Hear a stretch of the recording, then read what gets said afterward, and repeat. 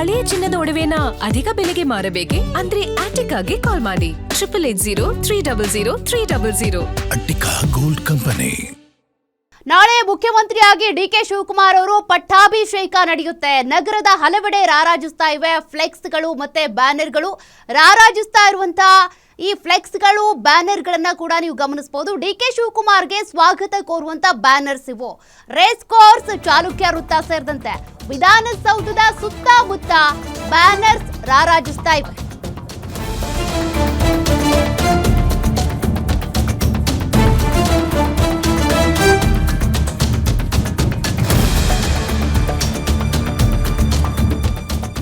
DK Shivakumar ಅವರಿಗೆ ಸ್ವಾಗತ ಕೋರಿ ಬ್ಯಾನರ್ಸ್ ಗಳನ್ನ ಅಳವಡಿಕೆ ಮಾಡಲಾಗಿದೆ.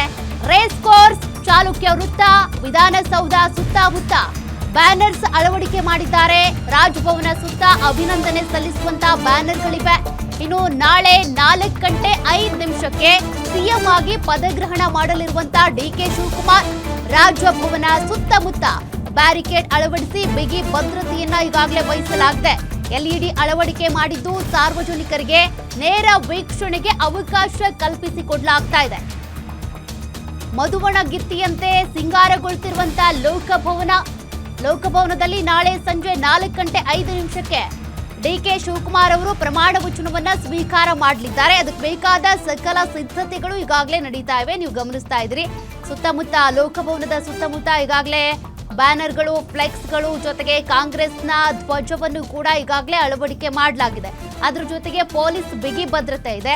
ಎಲ್ಇಡಿ ಸ್ಕ್ರೀನ್ಗಳನ್ನು ಕೂಡ ಅಳವಡಿಕೆ ಮಾಡಿದ್ದಾರೆ. ಇದ್ರ ಮೂಲಕ ಡಿಕೆ ಶಿವಕುಮಾರ್ ಅವರು ಸಿಎಂ ಆಗಿ ಪ್ರಮಾಣ ವಚನ ಸ್ವೀಕಾರ ಮಾಡುವಂತ ಕಾರ್ಯಕ್ರಮವನ್ನ ಸಾರ್ವಜನಿಕರು ಕೂಡ ಗಮನಿಸಬಹುದು, ನೇರವಾಗಿ ನೋಡಬಹುದು. ಅದಕ್ಕಾಗಿ ಬೇಕಾದಂತ ಎಲ್ಇಡಿ ಸ್ಕ್ರೀನ್ಗಳ ಅಳವಡಿಕೆ ಕೂಡ ಇದೆ. ಜೊತೆಗೆ ಭಾರಿ ಬಿಗಿ ಭದ್ರತೆಯನ್ನು ವಹಿಸಲಾಗಿದೆ. ಎಲ್ಲಾ ಕಡೆ ಫ್ಲೆಕ್ಸ್ಗಳು ರಾರಾಜಿಸ್ತಾ ಇವೆ, ನೀವು ಗಮನಿಸಬಹುದು. ಡಿಕೆ ಶಿವಕುಮಾರ್ ಅವರ ಪ್ರಮಾಣ ವಚನ ಕಾರ್ಯಕ್ರಮಕ್ಕೆ ಬೇಕಾದ ಸಿದ್ಧತೆಯನ್ನ ಲೋಕಭವನದಲ್ಲಿ ಮಾಡಿಕೊಳ್ಳಲಾಗ್ತಾ ಇದೆ. ನಾಳೆ ಸಂಜೆ 4:05 ಪ್ರಮಾಣ ವಚನವನ್ನ ಸ್ವೀಕಾರ ಮಾಡ್ತಾರೆ. ತಾವರ್ ಚಂದ್ ಗೆಹ್ಲೋಟ್ ಪ್ರಮಾಣ ವಚನವನ್ನ ಬೋಧಿಸ್ತಾರೆ.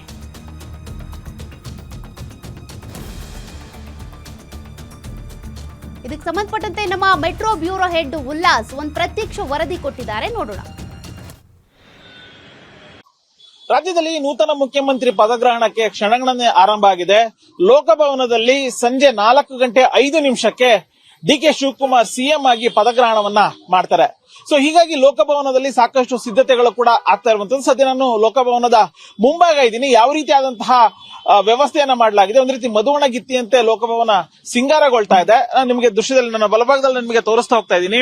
ಈಗಾಗಲೇ ಲೋಕಭವನದ ಪ್ರವೇಶ ದ್ವಾರ ಏನಿದೆ ಅಲ್ಲಿ ಒಂದು ಸ್ವಾಗತ ಕಮಾನನ್ನ ಮಾಡುವಂತಹ ಕೆಲಸ ಈಗಾಗಲೇ ಸಾಗ್ತಾ ಇರುವಂತದ್ದು. ಲೋಕಭವನದ ಒಳಗಡೆ ಸಂಜೆ 4:05 ಪದಗ್ರಹಣ ಆಗ್ತಾ ಇರೋ ಹಿನ್ನೆಲೆಯಲ್ಲಿ ಕೇವಲ ಲಿಮಿಟೆಡ್ ಮಾತ್ರ, ಅಂದ್ರೆ ಸೀಮಿತವಾದಂತಹ ಸಾರ್ವಜನಿಕರಿಗೆ ಮತ್ತೆ ಅಭಿಮಾನಿಗಳಿಗೆ, ಕಾರ್ಯಕರ್ತರಿಗೆ ಮಾತ್ರ ಅವಕಾಶವನ್ನ ಕೊಡಲಾಗಿದೆ. ಉಳಿದಂತೆ ಯಾರಿಗೂ ಕೂಡ ಇಲ್ಲಿ ಪ್ರವೇಶವನ್ನ ಕಲ್ಪಿಸಿಲ್ಲ. ಹೀಗಾಗಿ ಬರುವಂತಹ ಈ ಒಂದು ಕಾರ್ಯಕ್ರಮಕ್ಕೆ ಬರುವಂತಹ ಸಾರ್ವಜನಿಕರಿಗಾಗಿರ್ಬೋದು ಅಥವಾ ಅಭಿಮಾನಿಗಳಿಗೆ ಮತ್ತೆ ಕಾಂಗ್ರೆಸ್ನ ಕಾರ್ಯಕರ್ತರಿಗೆ ಲೋಕಭವನದ ಹೊರಭಾಗದಲ್ಲಿ ಬೃಹತ್ ಎಲ್ಇಡಿ ಪರದೆಯನ್ನ ಹಾಕಲಾಗಿರುವಂತದ್ದು. ಜೊತೆಗೆ ಲೋಕಭವನದ ಮುಂಭಾಗನೂ ಕೂಡ, ಅಂದ್ರೆ ಲೋಕಭವನದ ಮುಂಭಾಗ ಇರುವಂತಹ ಎರಡೂ ರಸ್ತೆಯ ಬದಿಗಳಲ್ಲಿ ಬ್ಯಾರಿಕೇಡ್ ಗಳನ್ನ ಹಾಕುವಂತ ಕೆಲಸವನ್ನ ಮಾಡಿದ್ದಾರೆ. ಜೊತೆಗೆ ಲೋಕಭವನದ ಮುಂಭಾಗ ಅಭಿನಂದನೆಯನ್ನು ಕೋರುವಂತಹ ಫ್ಲೆಕ್ಸ್ ಗಳನ್ನು ಕೂಡ ಅಳವಡಿಸುವಂತಹ ಕೆಲಸವನ್ನ ಮಾಡಿದ್ದಾರೆ. ಯಾಕೆಂತಂದ್ರೆ ಡಿಕೆ ಶಿವಕುಮಾರ್ ಅವರು ಕಳೆದ ಹಲವು ವರ್ಷಗಳಿಂದ ಕನಸನ್ನ ಕಂಡಿದ್ರು ರಾಜ್ಯದ ಮುಖ್ಯಮಂತ್ರಿ ಆಗ್ಬೇಕು ಅಂತ ಹೇಳಿ. ಸೊ ಈಗ ಆ ಒಂದು ಅವಕಾಶ ಬಂದು ಒದಗಿದೆ.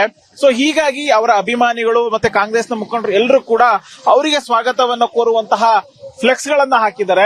ಜೊತೆಗೆ ಕಾಂಗ್ರೆಸ್ನ ಬಾವುಟವನ್ನು ಕೂಡ ಹಾಕುವಂತ ಕೆಲಸಕ್ಕೆ ಕಾಂಗ್ರೆಸ್ನ ಕಾರ್ಯಕರ್ತರು ಮುಂದಾಗಿರುವಂತದ್ದು. ಸೊ ಒಟ್ಟಿನಲ್ಲಿ ಸಂಜೆ 4:05 ನಡೆಯುವಂತಹ ಈ ಒಂದು ಪದಗ್ರಹಣ ಕಾರ್ಯಕ್ರಮಕ್ಕೆ ಲೋಕಭವನ ಒಂದು ರೀತಿ ಮಧುವಣಗಿತ್ತಿಯಂತೆ ಸಿಂಗಾರಗೊಂಡಿದೆ. ಜೊತೆಗೆ ನಾನಿರುವಂತಹ ಜಾಗ ಏನಿದೆ ಇದು ಕೇವಲ ಮಾಧ್ಯಮದವರಿಗೆ ಮಾತ್ರ ಪ್ರವೇಶ.